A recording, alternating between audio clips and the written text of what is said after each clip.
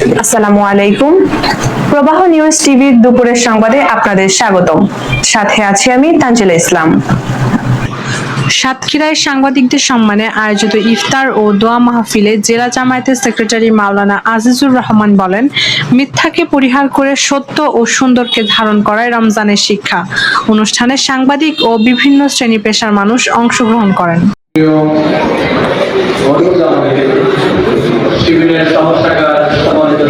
সাংবাদিক সম্মানে সেবার উদ্যোগে ইফতার মাহফিলের যে অনুষ্ঠানগুলো হচ্ছে সেটি জানানোর চেষ্টা করছে। আমাদেরকে জানিয়ে রাখি যে শিবিরের সভাপতি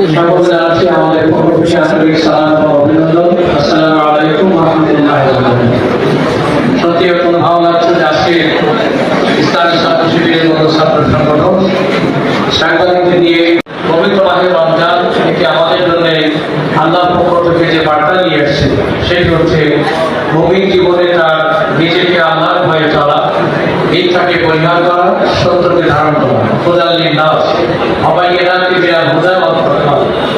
মানব জাতিকে এই মাহে রমজানে আল্লাহ তাআলা নাযিল করেছেন।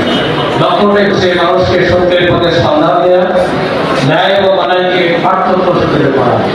যারা এটি করতে পারবে, আল্লাহর ভয়ে চলতে পারবে, আল্লাহ বলেন লাআল্লাকুম তাত্তাকুন।